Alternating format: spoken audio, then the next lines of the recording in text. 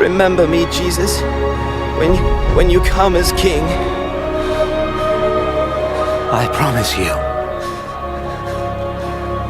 today you will be in paradise with me. What did Jesus do in the 3 days between his death and resurrection? Where was Jesus in the 3 days between his death and his resurrection? The 4 Gospels of Matthew, Mark, Luke, and John reported that Jesus was crucified for about 6 hours before passing away. In the final moment, he spoke the immortal words, "It is finished," as recorded in the book of John 19, verse 30. Then he bowed his head and surrendered his spirit. His body remained on the cross only for a short time before being taken down and prepared for burial by Joseph of Arimathea with the help of Nicodemus, one of his followers. 3 days later, his body and spirit reunited, and he rose from the dead. After his resurrection, he appeared to his disciples, starting with Mary Magdalene, and then ascended into heaven. However, many wondered what happened in the 3 days between his death and his resurrection, where Jesus was and what he did. This episode will attempt to answer these questions.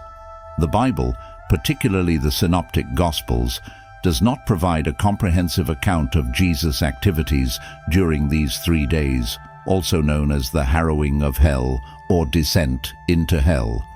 The Gospels of Matthew, Mark, Luke, and John primarily focus on the events leading to Jesus' crucifixion and his resurrection. The period between his death and resurrection is more rooted in theological interpretations and traditions than in explicit biblical narratives. However, we can understand this very important period. One of the clearest revelations about Jesus' whereabouts in the 3 days of death can be obtained from the conversation on the cross.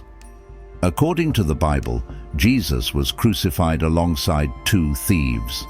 One of them asked Jesus to remember him when Jesus entered his kingdom. To this, Jesus replied, "Truly, I say to you, today you will be with me in paradise." This implies that after his death, Jesus went to paradise or heaven.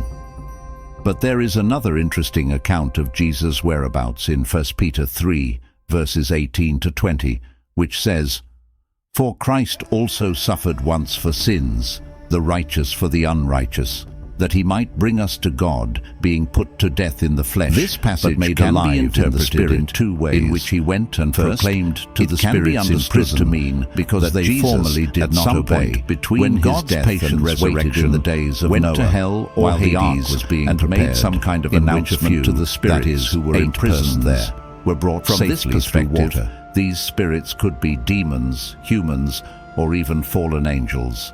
The spirits mentioned in the passage are likely fallen angels who were imprisoned for violating God's law, along with Lucifer, who deceived them and turned them against their God. The reference to Noah's flood indicates that the violation occurred before Noah's time, although the passage does not tell us exactly what Jesus said to the imprisoned spirits. It seems unlikely that it was a message of redemption since, as Hebrews 2 verse 16 states, angels cannot be saved. It is likely that Jesus proclaimed and declared his victory over Satan and his followers. Thus, from this perspective, Jesus went to hell to announce his triumph and declare his victory over death and Satan. Another biblical passage that speaks of Jesus' whereabouts and activities in the 3 days between his death and resurrection is Ephesians 4 verses 8 to 10, which says, "Therefore it says, when he ascended on high, he led a host of captives, and he gave gifts to men." In saying, he ascended, what does it mean but that he had also descended into the lower regions, the earth? He who descended is the one who also ascended far above all the heavens, that he might fill all things. As Paul wrote, referencing Psalm 68 verse 18, "When Jesus ascended on high, he led many captives with him." This is interpreted as meaning that Jesus, after securing their salvation on the cross, gathered all the redeemed who were in paradise and took them to his dwelling among the heavens. These were people like Abraham, David, Joshua, Daniel, Lazarus, the thief on the cross, and all others who had previously been justified by faith. And he led them from Hades, the place of the dead, to his new spiritual dwelling. Another way to interpret Ephesians 4 is that, in the 3 days between death and resurrection, Jesus defeated and imprisoned our spiritual enemies, that is, the devil, death, and the curse of sin. He then ascended on high, meaning he returned victoriously to heaven as God.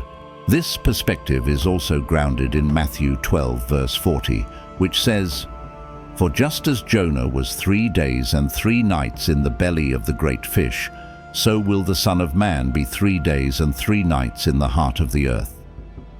Just as Jonah was assigned to the Ninevites, the death and resurrection of Jesus are a sign for all generations. The reference to Jonah's story emphasizes the idea of judgment, death, and ultimately resurrection and redemption. During the 3 days and 3 nights in the tomb, it is believed that Jesus proclaimed his victory over the imprisoned spirits, as mentioned in 1 Peter 3, verse 19. This demonstrates his authority and victory over all spiritual forces of evil. Jesus was not inactive during this time. He was proclaiming his victory and supreme authority. By returning victoriously to heaven, Jesus fulfilled the prophecy of Psalm 68, verse 18, mentioned in Ephesians 4, verses 8 to 10, which speaks of the ascension of the Lord and the distribution of gifts to men.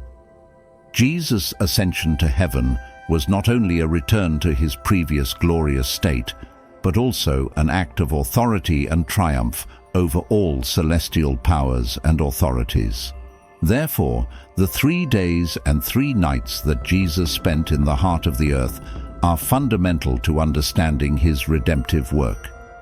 He faced death, proclaimed his victory over evil, and rose triumphant, offering salvation to all who believed in him. This highlights the incomparable power of Christ and his definitive victory over death, guaranteeing the hope of resurrection for all believers.